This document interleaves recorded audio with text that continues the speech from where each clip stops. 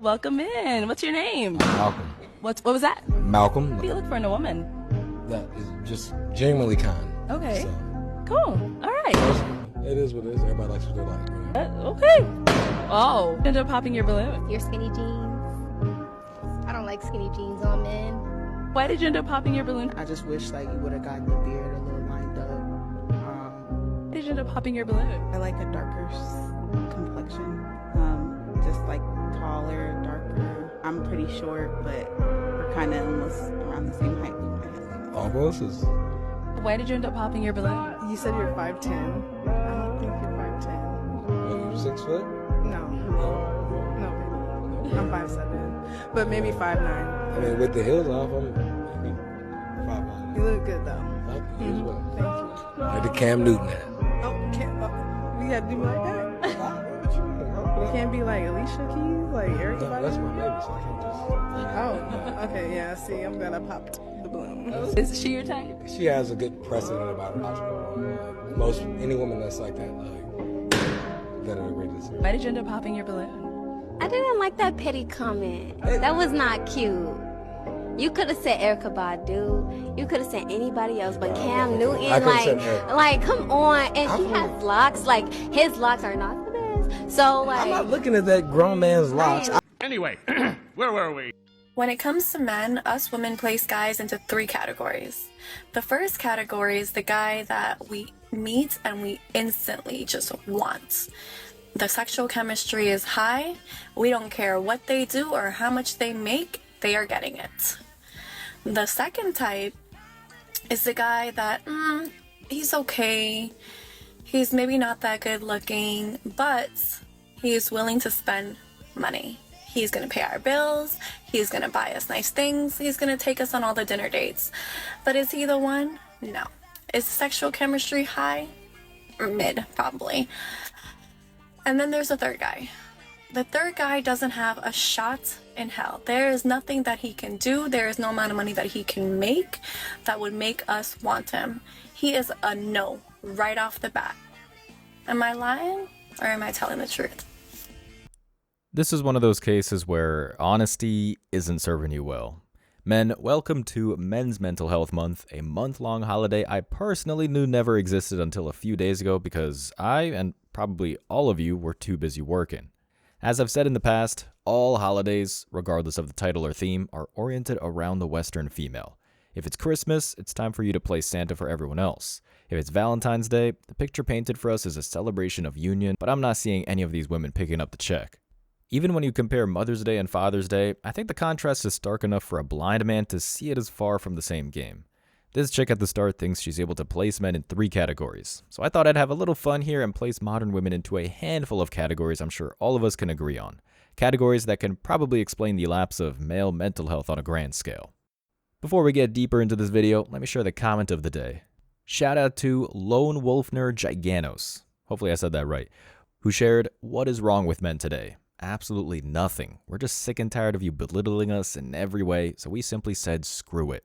That's right. Go your own way, fellas. Thank you for that comment, man. So please don't forget to reach out to my email to claim your $5. As always, guys, I'll be picking one comment from each video. Could be the funniest, the most liked, or just one that stuck out to me. So don't forget to leave a comment, and you could be our very next winner tomorrow. So be sure to hit that like and sub button too, as the support helps out a ton.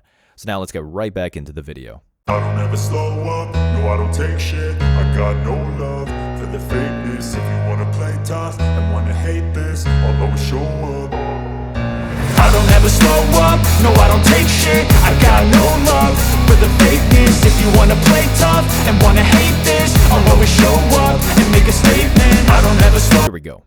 You were just telling me that you have a wife of 2 years? Yeah. You have 2 kids? Yeah. And where are you from? Long Island. Alright, so while you're in Nashville visiting from Long Island, your girlfriend's back home, right? Yeah. Do you ever think while you're gone on this beautiful trip she'd be cheating on you? I mean, not really. I'm gonna be honest. What if I were to say I have an AI that searches any dating website with just a face photo? Would you want to use it? I mean, might as well, right? Alright, what's her name? Her name is Olivia. Alright, what's her age? 23. Okay. And then where is she from? Long Island. Long Island. Can you pull out your phone and show me a picture so I can take it and see if it recognizes her? Alright, while the AI is loading her facial recognition, 2 kids together, you said? Yeah. Do you ever think she would ever be on any dating website? No, I trust her. It came back with the match. Is this her? Yeah, that's her. And it says she has Tinder Premium. Damn, what the f? That's your kid on the phone. Yeah, that's Jason. I'm sorry, I don't know what to say. Bro, are you okay?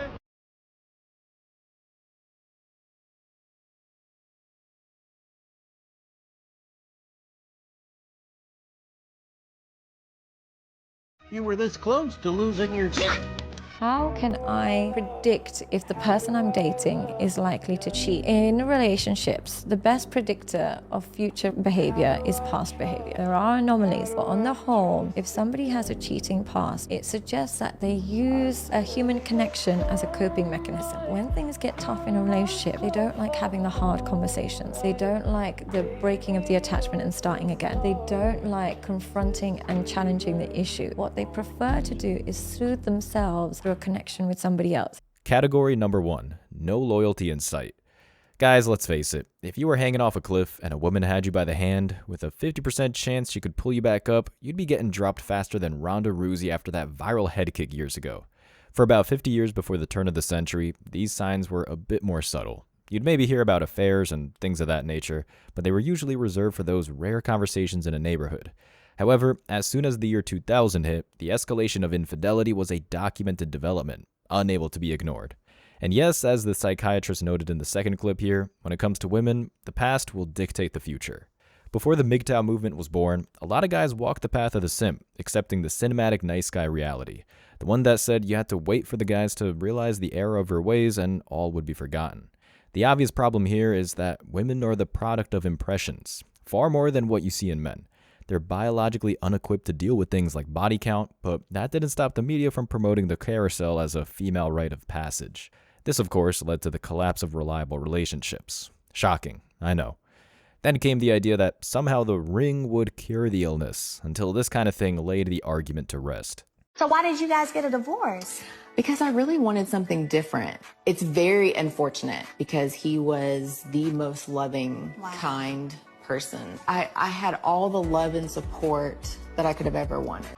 Your words say nothing. My wife told me a week ago she's going to divorce me because she wants easy and something different. And it's fucking with my head, my self-confidence. Honestly, have you been good to her? Yeah. Real good? I can do better. I'm gonna be real. F her. She doesn't want you anymore. That's a hard reality. I've had several not want me anymore. And it hurt, lost weight, gained weight, couldn't sleep, crazy. While that motherfucker's out there getting ass, chilling out, going to club, and I'm fucking miserable, wasting time while she's living. It's a real easy answer. You gotta stop the feelings you feel right now, suck that shit the up and move on. Your feelings are the one thing in life that will hurt you from moving forward. It'd be different if she still loved you and there was an issue going on. If she wants to divorce you, she's done with you, man. There's a whole bunch of women who like your ass. And that's the honest truth. To the feminist, the answer to the male mental health crisis is to wallow in it. The advice to every struggling male who's been cheated on, beaten, or anything else is to act like a 45-year-old Karen, download TikTok, and performatively cry every time the planet doesn't move on command. Essentially, the message is to crumble under adversity and beg for help. And look, I'm not saying some forms of assistance aren't viable, but encouraging men to act like women doesn't solve anything. Bridges aren't built when men spend all day weeping. Wars are not won by those who refuse to leave the foxhole. Men are not born out of self-pity. As soon as one discovers and deeply understands the adage that pain is weakness leaving the body, all of a sudden, the journey of masculinity becomes far more simple. That's what makes this previous nice guy 90s movement so ludicrous. If men tolerate disloyalty, sitting on the sidelines while Susie gets railed in the next room, it only fuels that affirmation that you don't value yourself. It feeds into the idea that you're okay with second place, and perhaps worse, encourages ideas of complacency. That, in a nutshell, is what ends up killing the man. We only thrive when we push ourselves to the limits of our potential every chance we get. Western pushback isn't helping by making an arbitrary holiday. That, by all accounts, hasn't made any sort of difference. Me being the sole provider for 2.5 years I thought that she'd be going back to work a year and a half ago, and we'd have a lot more money. Is there any stress or strain on the fact in the relationship, on the fact that it's been pushed longer than was anticipated? I would say yes. How so? So I carry a lot of stress and so there's some stresses. So the big stress is that I have to work 50, 60 hours a week to make the money. And then she wants me home helping with the kid. And those are mutually exclusive. If I work a 15-hour day, There's only so much, so that 60 hours and you want him home helping out with the kid. Jeez. Poor guy. There's nothing worse than a woman who's completely ungrateful when she really should be very appreciative of what she has. The whole purpose of emasculating our husbands and emasculating men in our lives is because we don't want them to be successful. And I had to see this about myself and my marriage, that unconsciously, before I got it pointed out and before I could see it, I wanted my husband to fail, because that allowed me to feel stronger and in control in the relationship. And I was terrified that if he got strong in himself and he was successful and he went for his own dreams and his own goals, that he would leave. So we are invested in keeping our husbands down and keeping them. She already had some kind of masculine features, like deeper voice, deeper whatever. She decided to be a man because she wanted to see how men were treated. Not sex change, an experiment. She ended up killing herself after like a year and a half of this because she said she was treated so horribly by women that she couldn't even believe that this is how men lived. Men are suffering. They have different problems than women have, but they don't have it better. And I was like, no fucking way. But I can see it. I can see that you guys don't speak up. You don't say the things that we need to hear because you want to love us. You want to support us. You want to be there for us. But you guys are supposed to be. You're supposed to be the strong one. Yeah. You're supposed to be these things. And yet we've been fighting to be your equal, fighting to be the alpha. And out of kindness, you guys are stepping back, but it's a losing war for both of us. Yeah.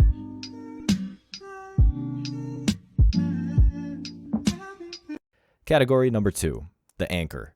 You heard it yourself. All Western women's activity is a projection of their own failures. Are you married and on your way to the gym? Good luck trying to convince your overweight wife that it's for the good of the family. Want to play video games or read after a 14-hour shift? That's not going to sit well with modern women, as they expect you to be a mother and a provider. Haven't seen the guys for 3 months and want to go out for a drink? You better start calling every lawyer available. There ain't no way that'll fly in a Western court battle. I use the word anchor for our second character category because that's really the most accurate way to describe the modern woman. I mean, look at the case of Nora Vincent. There's a reason the story is tossed around the manosphere like a hot potato. This woman only made it 18 months as a male before she decided life isn't worth living. The treatment she received from the feminist world, along with her inability to naturally take on masculine demands, literally destroyed her mind. Nora is probably the only one to come close. And by that, I still mean a light year away to what it's like for the average guy. And she didn't last 2 years without it being totally unbearable. Now, this should have been all chicks needed to understand they are way out of their depth, but in typical female fashion, they put on the blinders and double down. Which is why we still have to watch and listen to something like this. Ladies, this is a hard truth, but if men can plan D-Day, they can plan a date. Air, land, and sea invasion, 150,000 troops, 5,000 ships, men coordinated, all of that. If Operation Overlord was possible, I think Operation Dinner Reservation shouldn't be too much of a lift. I think they can open Resi. That's an evil. Y'all saying pay bills or pay all the bills? Pay bills. Pay bills. They be like, no thanks. I don't think a lot of women are qualified for a man to pay their bills. Like, y'all don't bring enough to the table for us to pay our bills. Oh, Lord. They rather say I am the table than rather say than what they bring to that table. I miss when men used to protect, provide, and shut up. Protect, provide, and shut up. Nowadays, it's and we miss when women used to be feminine, fit, and friendly. Whoa. That last part, shut up. Protect, provide, and shut up. But then y'all say we run. Protect, provide, shut up. Honestly, if you look at the evolution of the feminist message, it can really be summed up in 3 stages. 1, let us vote. 2, we don't need men. And the latest, your services are required, but we aren't willing to pay. Sprinkle, sprinkle for short. The female marching in the 19th century only resulted in one success and another mouth to feed. Allow me to use a trip to buy pizza as an example. Say you're getting off a long shift, which would be right on the money considering most men work multiple jobs, and you decide to go to the local pizza place to use what little time you have left before bed to eat. When you get up to the counter, everything appears standard. I got 2 gabagool. Gabagool. You get the picture. The order is for something like a pepperoni pie with breadsticks and a soda. You get a smile from the employee as he rings you up, and you pay the inflated price caused by female-driven legislation. It rubs you the wrong way, but you're just too tired from the job to care. In 30 minutes, everything's packed and ready to go, and the staff hands you the meal you've been craving since noon. Then you turn around with your food and start heading for the door, only to hear footsteps and heavy breathing behind you. You look back only to realize there's a hefty dude who seems insistent on following you home. After asking who he is and getting no clear answer beyond growling, you walk back to the counter and quietly ask the cashier what the hell is going on. "Oh, that's Charlie," the cashier tells you. "He'll be eating with you today." After asking if the cashier has been huffing paint thinner in the bathroom, he politely explains they have a new program. "Sir, our company took a look around our town recently and noticed a large number of hungry people who want to eat but don't want to work to afford dinner. We decided the best thing to do was encourage a shared consumer program where these little guys could just follow our customers home to share our artisan-style pizza dishes. Don't worry, he'll probably only eat 4 slices and he'll be out of your house by morning."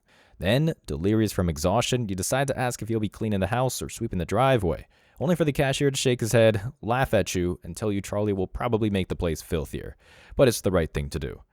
Now, I don't know if you would desire a Seinfeld-Kramer situation, but I personally would grab the food, run, and never go back again. After all, that decision to return and endorse this crap would do a number on my mental health. This, like most of my ridiculous stories, sounds, well, just that ridiculous. But if you replace the pizza shop with the government and state culture, and chubby Charlie drooling over your overpriced pizza with the modern woman, suddenly you have the West's interpretation of an economic success story. So, this is what I'm getting at. The male mental health crisis isn't the product of masculinity. Quite the opposite. It's situations like this that men had to recognize before things started to get better. Sometimes a nigga don't want a girl with 2 bodies because she's not experienced enough. She's still like clammed up. So it's just, yes. What about soul ties? Where's the deep spiritual thinking? Like, come on. All the energy she exchanged with, I'm not jacking no girl that has 15 bodies. Have you ever had guys approach you and you told me you had a boyfriend when you were single? Yeah, of course. Well, how do you do that? You can tell if we're into you or not because we're just going to drag you along. And then when we're bored and we don't have anybody to talk to, we're going to call you back. And you're going to answer until we find the guy that we want to be with for real, because you're kind of just a toy. Damn. This one, she's a keeper.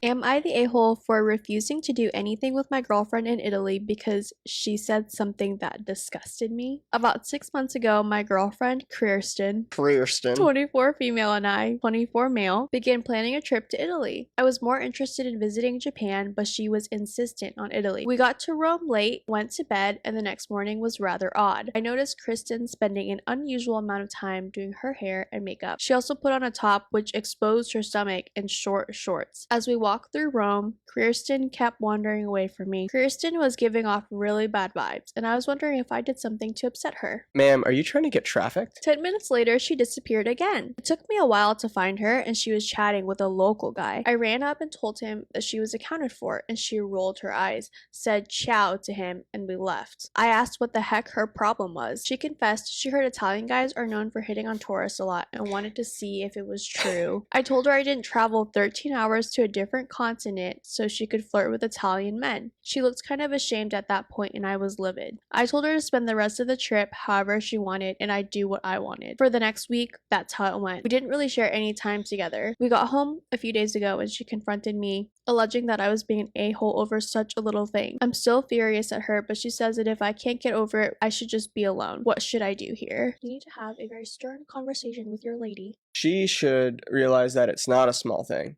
She's downplaying it. Category 3. Lost values. Honestly, leave it to a Western woman to turn a trip, often seen as holy pilgrimage, into a way to find some Italian sausage on the side. The guy should have just flown back and let her figure the rest out on her own. These days, the West deals with a crisis of, as the category states, values. And regardless of what the feminist media tries to propagate, the buck really stops at the feet of the modern woman. At every turn, they wear religious symbols to clubs, blame youth for the carousel ride, and post nudes in the name of artistic expression. The reality is, this is just reframing behavior that, in the eyes of any real man, makes them no longer viable. It's this behavior, as I've said before, that consistently leads to the collapse of civilization. So with that, here's the message. Oh, wow, you are definitely not afraid of dessert. You know, I wish I were secure enough to throw on any old thing and call it an outfit. Come on, you have so much body confidence. I mean, who wouldn't with those strong legs? So muscular. I'm jealous of how thick with strength they are. Hey, I like your tie. Thanks. We know how to be friends. One more for the road. You can act like a man! What's the matter with you? Is this how you turn out a Hollywood Pinocchio that cries like a woman?